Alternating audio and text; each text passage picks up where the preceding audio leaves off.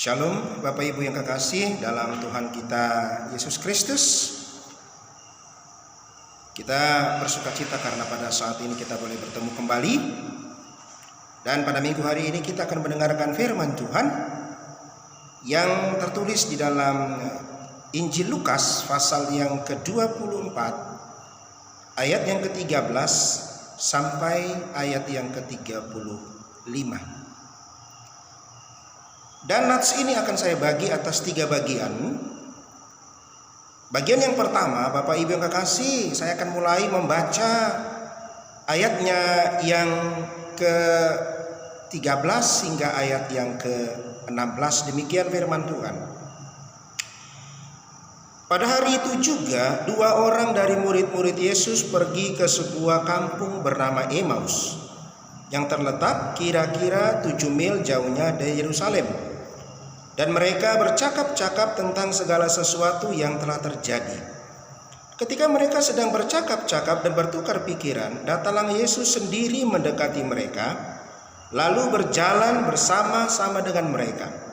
Tetapi ada sesuatu yang menghalangi mata mereka sehingga mereka tidak dapat mengenal Dia.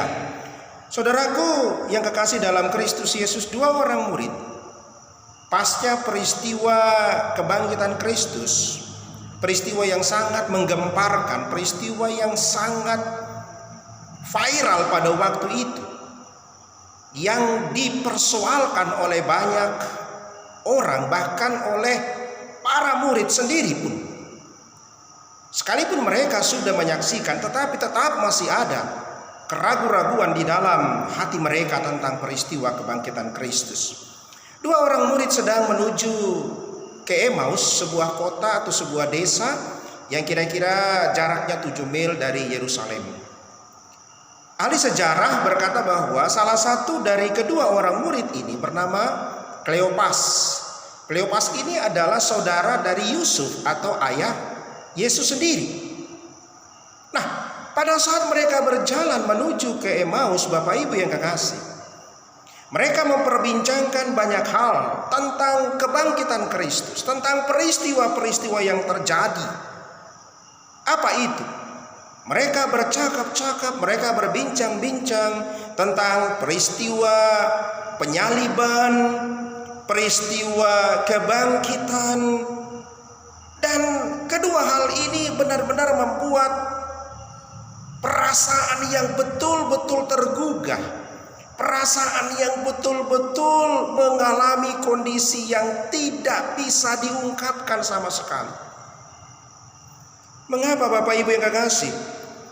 Pada saat mereka berbicara tentang peristiwa-peristiwa itu, baik itu peristiwa penyaliban atau kematian Kristus, maupun peristiwa kebangkitan Kristus, Bapak Ibu, mereka dalam perjalanan ke Emmaus, semuanya itu didiskusikan, semuanya itu dibicarakan dalam berbagai-bagai asumsi, pandangan, pengertian, pemahaman mereka masing-masing. Ya tentunya dari sisi iman, bahkan juga barangkali logika mereka.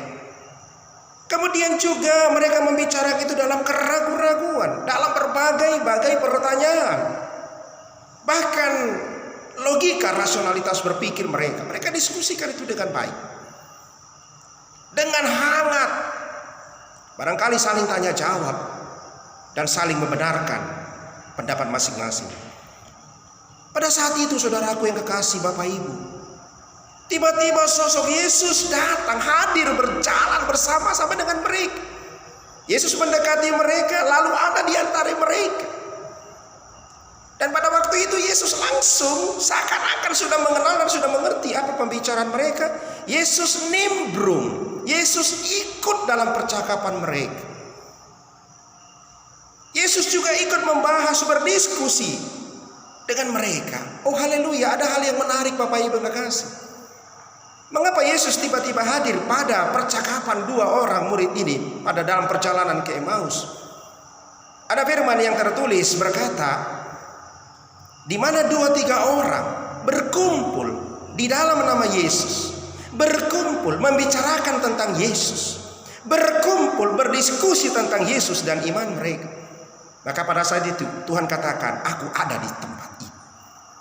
Di mana 2-3 orang berkumpul di dalam namaku, berbicara tentang aku, berbicara tentang firmanku, maka aku ada di situ.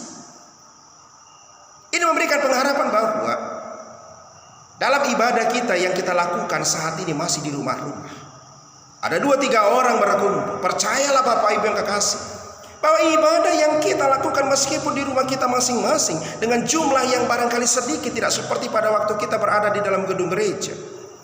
Tetapi firman Tuhan berkata, di mana 2-3 orang berkumpul di dalam namaku, membicarakan tentang aku, memuji aku, berdoa kepada aku, berdiskusi tentang firmanku, Yesus katakan aku ada di tempat itu. Jadi tidak ada ibadah yang sia-sia Bapak Ibu. Apakah itu di gereja, apakah itu di satu tempat gedung yang tertutup, apakah itu di lapangan terbuka, bahkan di rumah kita, bahkan di dalam kamar kita sendiri pun saat kita berdoa, Yesus katakan aku ada di tempat itu. Ada hal yang menarik dari pembicaraan mereka. Pada saat 3 sosok ini berjalan, dan salah satunya adalah Yesus di antara mereka. Bapak Ibu, firman Tuhan menulis tadi bahwa mereka tidak melihat, bahkan tidak mengenal sama sekali siapa sosok yang sudah ada di tengah-tengah mereka, di antara mereka, berbicara dengan mereka, bahkan ikut dalam diskusi hangat mereka itu. Ada beberapa hal dalam asumsi saya, pendapat saya, bahkan analisa saya, mengapa para murid tidak mengenal Yesus pada waktu itu. Di dalam ayat yang sudah kita baca tadi, dikatakan ada sesuatu yang menghalangi mata mereka. Apa itu menghalangi mata mereka? Bapak Ibu kekasih, yang pertama sekali, pada waktu Yesus bangkit dengan tubuh yang baru, dengan fisik yang baru, dengan kemuliaan yang baru yang dia miliki. Kalau kita ingat pada saat Maria Magdalena akan menyentuh kaki Yesus, Yesus katakan jangan sentuh aku, sebab aku belum pergi kepada Bapa. Artinya Yesus ada di dalam tubuh yang baru. Maka pada waktu itu kasat mata manusia secara mata fisik tidak bisa melihat perubahan yang terjadi dalam diri Yesus. Tidak bisa melihat sosok siapa Yesus. Karena apa? Ada sesuatu yang baru dari diri Yesus. Sebab itu Bapak Ibu yang kekasih dalam Yesus Kristus, ada hal yang menarik, bahwa di dalam kehidupan orang yang diperbaharui oleh Allah, di dalam kehidupan orang yang lahir baru, di dalam kehidupan orang Kristen yang hidup baru, banyak sekali mata-mata dunia tidak bisa melihat perubahan itu, tidak bisa melihat hal-hal yang sudah diperbaharui oleh Allah, tidak bisa melihat hal-hal yang sudah direkonstruksi oleh Allah dalam hal ini. Ada istilah yang saya sebut sebagai ada mata lebah dan ada mata lalat. Bapak Ibu, 2 mata ini berbeda sekali. Istilah atau analogi ini saya pakai. Yang pertama sekali, kalau mata lebah adalah mata dari lebah yang senantiasa melihat bunga, senantiasa melihat benda-benda yang indah, yang menarik, yang harum, yang mengundang orang untuk mendekati karena sesuatu yang baik. Itu mata lebah. Tetapi mata yang kedua, yaitu mata lalat. Mata lalat ini berbeda Bapak Ibu. Mata lalat itu selalu melihat yang busuk, selalu melihat sampah, selalu melihat tempat-tempat yang kotor. Dan 2 hal yang berbeda ini nyata sekali, yaitu apa? Mata lebah selalu melihat bunga, selalu melihat sesuatu yang baik, sekalipun bunga itu di tempat yang buruk, sekalipun bunga itu ada di antara sampah-sampah yang tidak baik.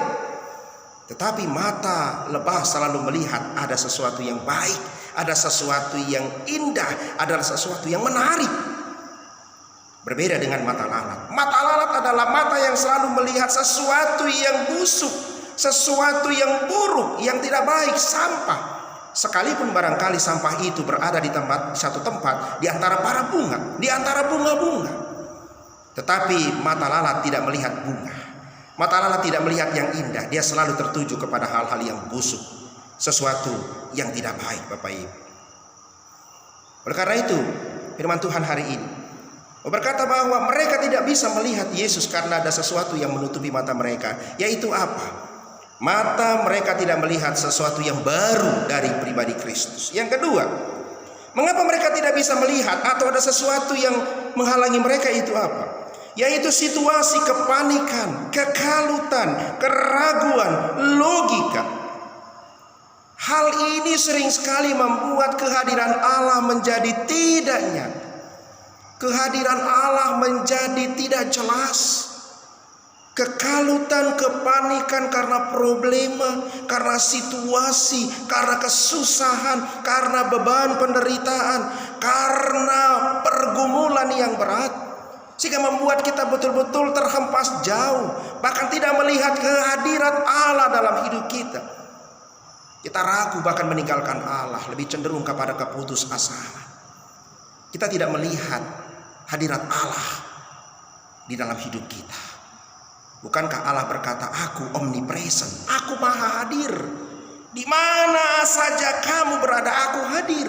Bahkan aku tidak pernah meninggalkan kamu seorang diri dalam pergumulan, dalam persoalan-persoalan hidup.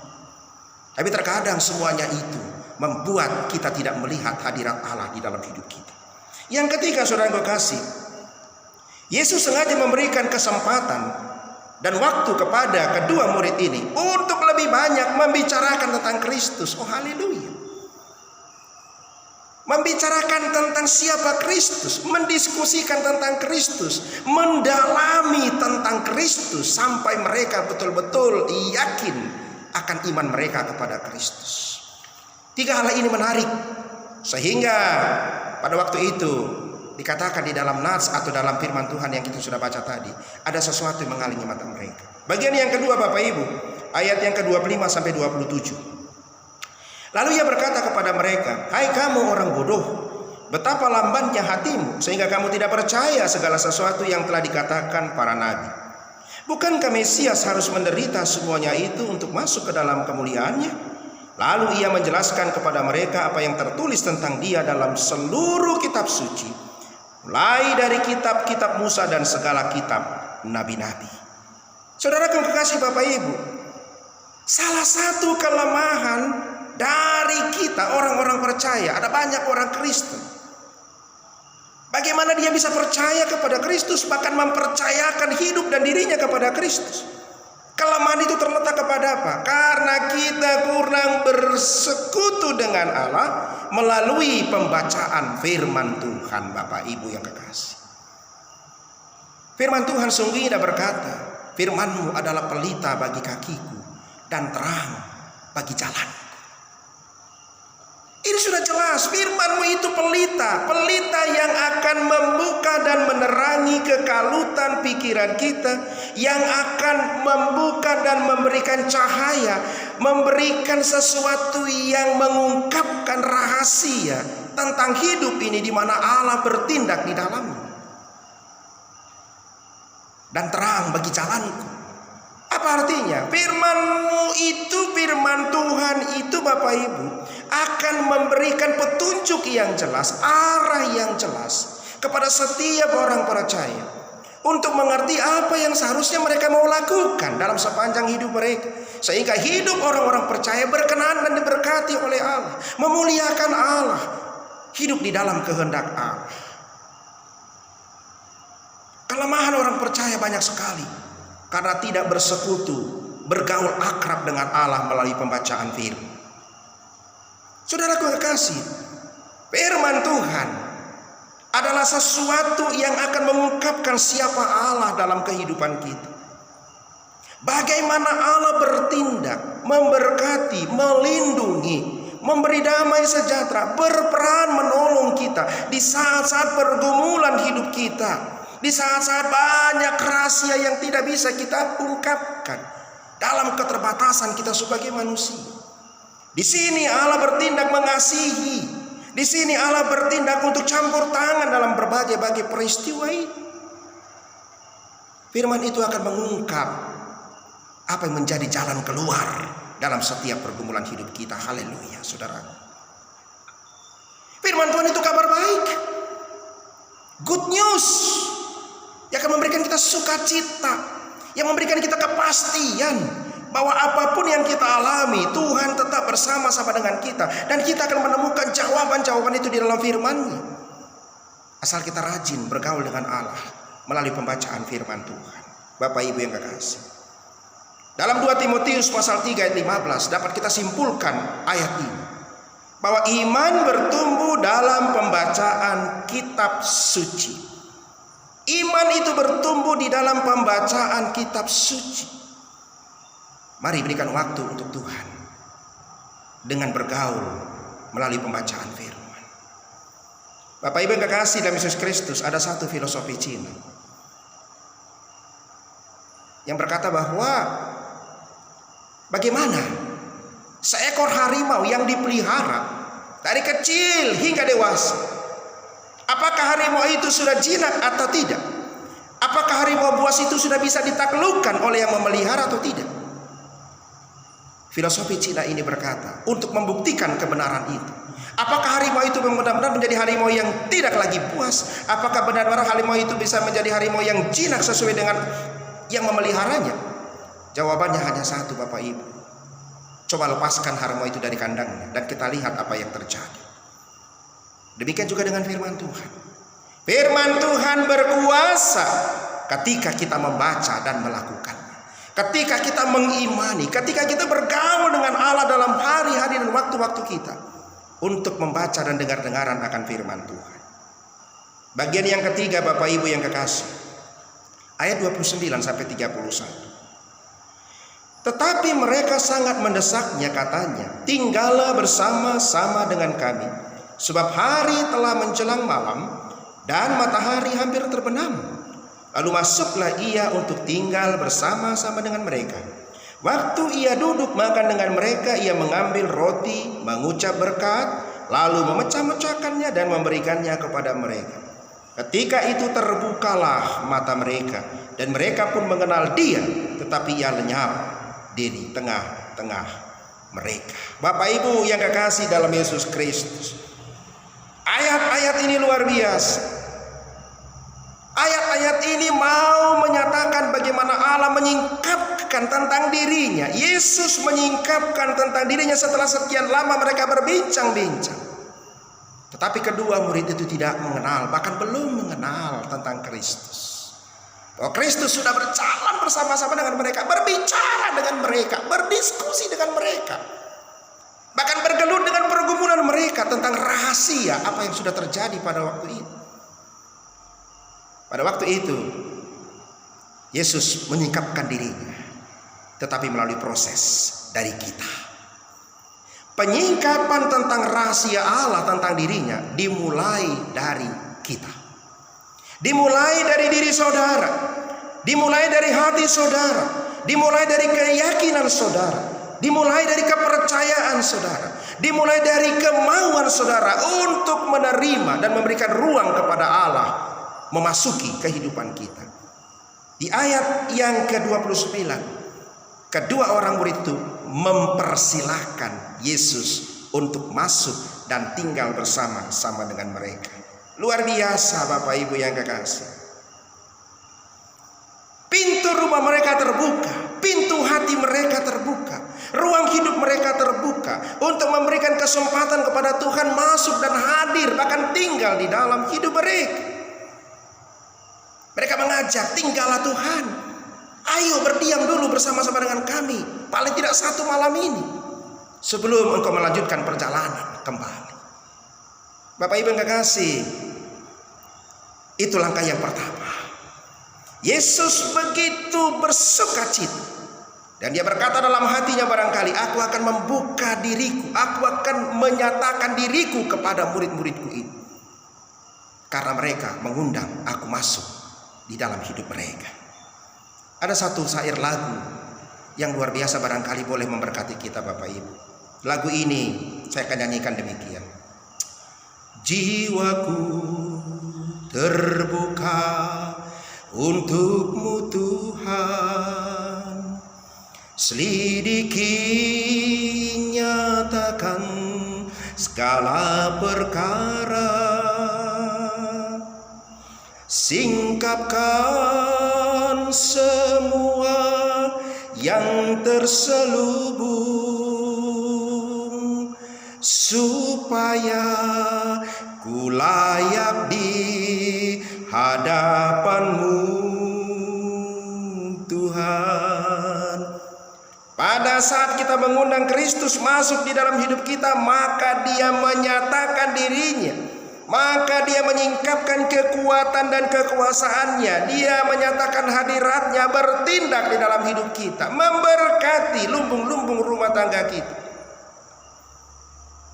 Kebangkitannya memberikan sesuatu sukacita dan kepastian keselamatan, kuasa yang luar biasa. Bahkan bertambah-tambah di dalam kuasanya, Bapak Ibu yang kekasih dalam Yesus Kristus. Saat Kristus kita undang masuk tinggal di dalam hidup kita, maka apa yang terjadi? Lumbung-lumbung rumah tangga kita akan diberkati oleh Tuhan. Kita yang sedang mengalami sakit, penyakit dan penderitaan, Tuhan akan berkata, sembuhlah. Bahkan seluruh pergumulan kita sama seperti pergumulan para murid pada waktu mengalami goncangan mereka, badai di tengah-tengah gelombang, di tengah-tengah danau Galilea, begitu kuat menghantam dan mereka nyaris tenggelam. Lalu Yesus berkata, diam dan tenanglah. Maka badai dan danau itu, gelombang itu tenang. Kenapa? Karena Kristus menyertai mereka. Kristus ada di tengah-tengah mereka, dan Kristus bertindak menyelesaikan perkara-perkara mereka. Firman Tuhan berkata, serahkanlah hidupmu kepada Tuhan dan percayalah kepadanya, maka Dia akan bertindak. Biarkan Tuhan tinggal di dalam hidup kita, biarkan Tuhan menguasai hidup kita, biarkan Tuhan yang mengambil alih, mengendalikan hidup kita di tengah-tengah banyak pergumulan, badai dan lain sebagainya. Bahkan persoalan ekonomi oleh karena virus corona ini, Tuhan, Dia bertindak dan Dia berkata, diam dan tenanglah. Sebab apa? Pada saat itu kuasa Tuhan akan menyelesaikan semua perkara. Haleluya, Bapak Ibu kekasih. Dalam peristiwa itu juga Yesus menyingkapkan rahasia dirinya dengan apa yang Dia lakukan sendiri, kebiasaan-kebiasaan baiknya. Apa itu kebiasaan-kebiasaan baik yang dilakukan Yesus selama Dia melayani, hadir di antara para murid dan para orang banyak? Pada waktu Dia memberkati banyak orang, seperti kedua murid itu, Dia mengambil roti. Apa artinya? Menyiapkan berkat buat saudara dan saya. Yesus menyingkapkan dirinya dengan apa? Aku memberkati kamu senantiasa. Aku mencukupkan segala keperluanmu, mintalah maka kamu akan diberikan. Maka Dia mengambil roti, memberikan berkat, menyiapkan segala sesuatu yang engkau butuhkan. Dan Dia tahu apa kebutuhanmu, apa keperluanmu hari lepas hari, Bapak Ibu. Dia mengambil roti, Dia mengucapkan syukur. Dia menyatakan bahwa apa? Segala sesuatu itu harus dimulai dengan ucapan syukur. Harus dimulai dengan rasa syukur kepada Allah untuk segala sesuatu yang terjadi. Karena dengan itu kita belajar bagaimana Allah akan campur tangan dan memberkati kehidupan kita. Dia mengucapkan syukur, lalu setelah itu Dia memecah-mecahkan dan membagi-bagikan berkat itu. Dia menyiapkan itu, lalu Dia bertindak mengucap syukur, minta hadirat Allah untuk campur tangan, sehingga segala sesuatu bisa berjalan dengan luar biasa. Dan yang ketiga adalah Dia memecah-mecahkan dan membagi-bagikan. Ini kebiasaan yang baik, yang sangat dihafal dan dimengerti oleh para murid, bahwa inilah tindakan Tuhan. Inilah cara Allah bertindak untuk menyatakan dirinya kepada kita. Sama seperti ketika Allah menyatakan dirinya kepada umat Israel. Pada waktu mereka diperbudak di Mesir selama 420 tahun, pada saat mereka akan keluar dari Mesir, Musa dan Harun, Tuhan memakai kedua hambanya ini untuk menyatakan 10 tulah kepada Firaun dan kekuasaan di Mesir. Sehingga pada akhirnya Firaun berkata, keluarlah, bawa keluar bangsa Israel ini. Lalu selama mereka di padang gurun 40 tahun, Allah memelihara mereka, memberikan mereka tiang awan pada waktu mereka malam, sehingga mereka tidak pernah merasa kegelapan. Tuhan memberikan mereka tiang api pada waktu malam, sehingga mereka tidak merasa kegelapan. Tiang awan pada waktu siang, sehingga mereka tidak merasa kepanasan Bapak Ibu yang kekasih dalam Yesus Kristus. Tiang awan yang Tuhan berikan pada waktu siang itu meneduhkan mereka sehingga mereka tidak merasa kepanasan di tengah-tengah perjalanan mereka di padang gurun itu. Dan yang ketiga, Tuhan memberikan manna kepada mereka. Tuhan menyiapkan manna yang luar biasa kepada mereka, sehingga hidup mereka semakin diberkati. Mereka dicukupkan oleh Tuhan di tengah-tengah perjalanan mereka. Itulah cara Allah bertindak, memberkati dan memelihara kehidupan kita. Ayat yang ke-31. Pada waktu itulah Tuhan membuka mata mereka dan mereka melihat bahwa itulah Kristus yang benar-benar sudah bangkit. Melalui apa yang mereka nyatakan dalam hidup, melalui apa yang mereka lakukan, melalui apa yang mereka bisa terima di dalam hidup mereka tentang Kristus, Yesus bertindak dan menyatakan hidupnya. Demikian juga kita Bapak Ibu kekasih dalam Yesus Kristus. Pada saat kita mengalami banyak pergumulan saat ini, pada saat kita merasa sepertinya Tuhan meninggalkan kita, pada saat pergumulan kita sehingga membuat kita sampai barangkali tidak mengenal akan kasih Tuhan, kita merasa ditinggalkan, kita merasa dikecewakan, kita merasa penderitaan, kita merasa benar-benar sesuatu sudah begitu jauh dari hidup kita. Tapi Tuhan berkata, aku ada dan tetap ada bersama-sama dengan engkau. Aku menyertaimu, aku bertindak, dan aku memelihara kehidupan. Bapak Ibu yang kekasih dalam Yesus Kristus, biarlah kita boleh belajar dari firman Tuhan pada saat ini, untuk melihat betapa Allah sangat mengasihi saudara dan saya, memperhatikan saudara dan saya, hadir di dalam hidup saudara dan saya setiap saat. Amin. Kita berdoa. Bapa di surga, terima kasih Tuhan, kami semakin mengenal akan hadirat-Mu di tengah-tengah kami.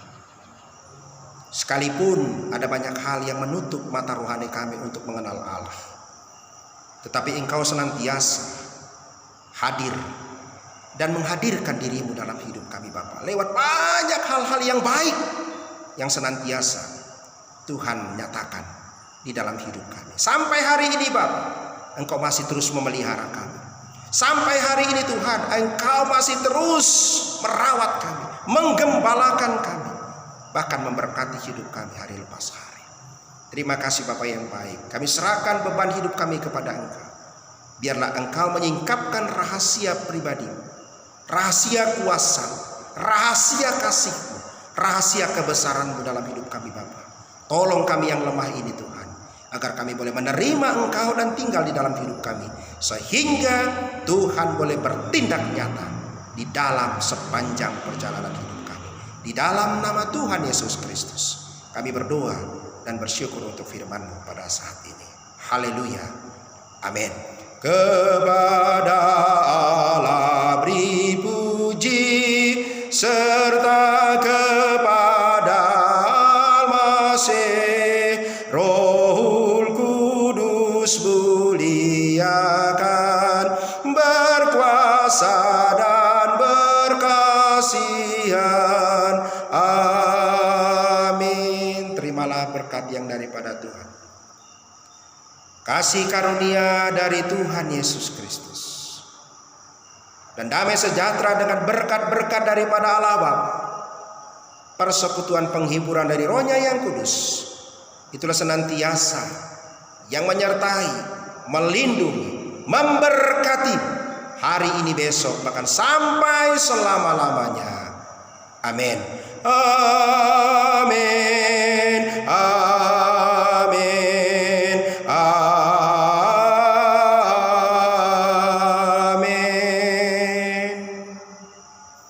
Amin. Salam damai sejahtera untuk kita semua.